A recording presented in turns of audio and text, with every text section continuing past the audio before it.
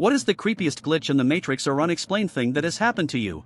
I live in a very remote area, so I know for a fact that we are the only residents here. One night I was taking out the trash, and as I approached the road, I distinctly heard a woman's voice say, "Help me." Even though I knew it was highly unlikely there was a living soul for miles, I felt I had to look around just in case. I took about 2 steps in the direction the voice came from. And then I heard giggling. It was the same voice. I immediately turned around and speed walked back to the house because nope, anyone who actually needs help does not giggle. When I was a kid, my sister and I were walking home from the park and heard a man yelling for help. We found an open manhole. The voice seemed to be coming from down there, but we could not see anyone. I was 9, and in a panic, I thought we should climb down and help him. My sister, who was 11, smartened up and said we needed to get our parents. When we came back with our parents, the man was gone. As an adult, I realized it was probably just a stupid prank, but back then, it was terrifying. I was walking my dog, and we were almost at the street. I looked down for a split second, looked back behind me, and suddenly I was about 6 blocks away from where I thought I was. I was completely disoriented. I looked at the dog, but he seemed fine, acting normal. For the record, I do not drink or do drugs, and I am young and healthy. It was 1985. My ex-wife and I were sleeping. A street light cast a thin strip of light into our window, so you could barely make out the room.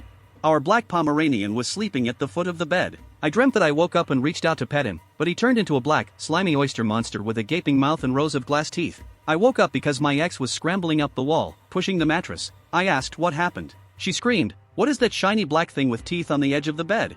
Where is the dog?" We had the exact same nightmare at the exact same time. I still get goosebumps from that. I was fixing my motorcycle in the mud right where I had crashed it trying to drift. I broke the clutch and the gear shift lever. I brought a set of wrenches and used one to loosen a bolt. I loosened it a bit and put the wrench on the ground to finish unscrewing it by hand. 2 minutes later I went to pick up the wrench, and it had vanished.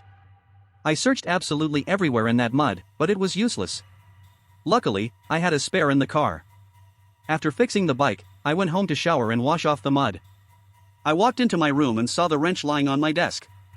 I was stunned. It is always the 10mm wrench, isn't it? I was driving about 50 miles per hour and saw a car run a stop sign at an exit and shoot out right in front of me. I remember bracing for the collision, and then suddenly, I am 500 meters down the highway, watching that same car in my rearview mirror.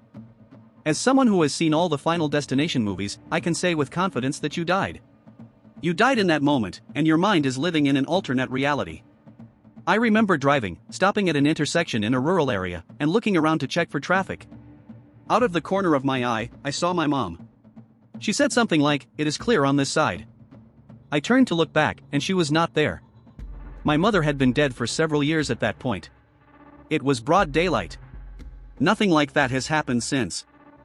I am 100% sure I remember a dog that apparently did not exist. When I was 16, we lived on the other side of the province, and my uncle had a small Jack Russell Terrier named Crew. Crew went missing for a few months and then was found with some people an hour away. We were all shocked that this little dog had run so far. Anyway, this was almost 20 years ago. I recently mentioned this dog to my parents. Every time I hear about a Jack Russell, I think of Crew. They did not understand what I was talking about. They had no idea what dog I meant. They insisted my uncle never had such a dog, that I must have dreamt it.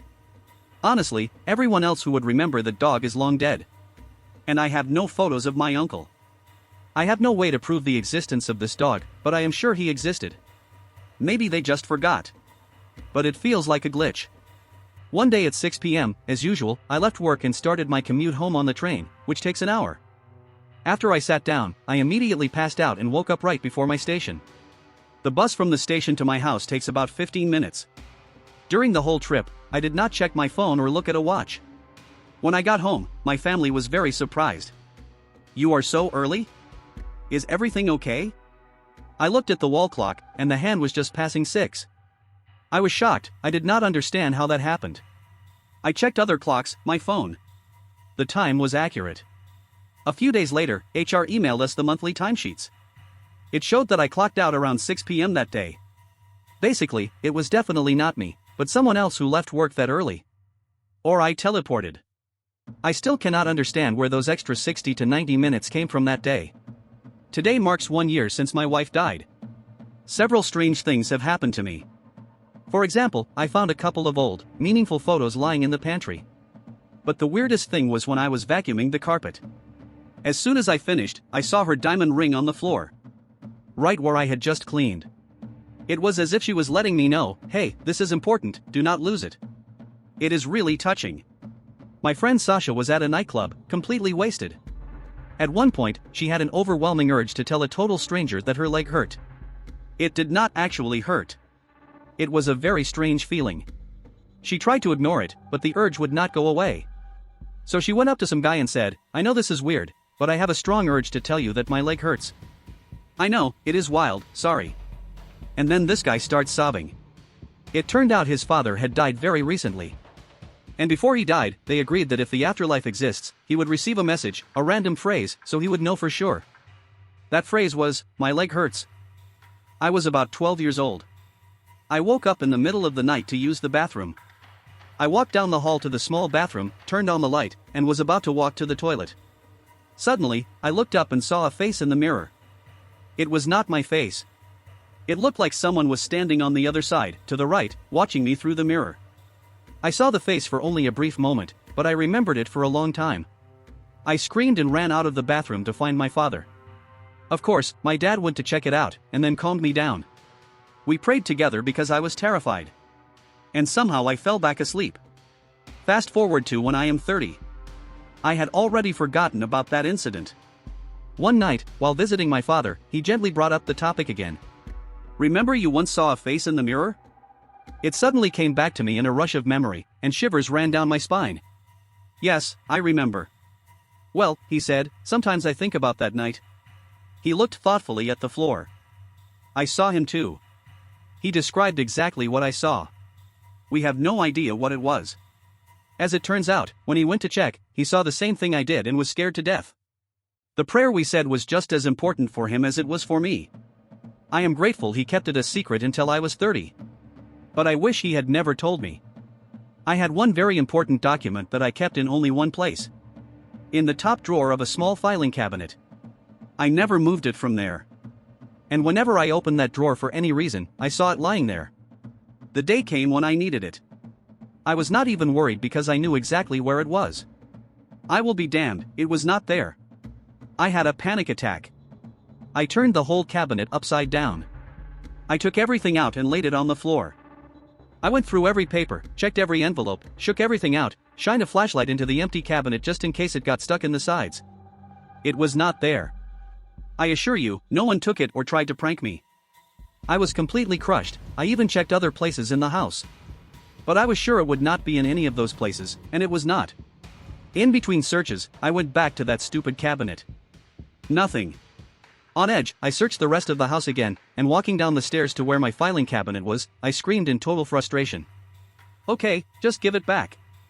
I do not know who I was talking to since I was home alone, but as you can guess, I found it in the top drawer of the cabinet, where it was supposed to be originally. I felt relieved, of course, but also pretty freaked out. I was 13, and my dad was a coal miner. He worked the third shift, which was from midnight to noon. He would come home around 2 in the afternoon and sleep until about 9, get up to have dinner with us, and go to work. My dad was always pretty tough and constantly yelled at us if my brother and I made too much noise and woke him up. Which, as an adult, I totally understand now. Anyway, one time I somehow woke him up again. He called me into the bedroom. I was waiting for him to start scolding me. But he just looked at me and said, "It is okay, come give me a hug." What 13-year-old boy wants to hug his dad? I started to reluctantly shuffle around, to which he said, "What if something happens to me?" Exhausted, he dropped his head onto the pillow. I never hugged him. That night there was an accident at the mine. He saved everyone in his crew, including one worker he had to go back for.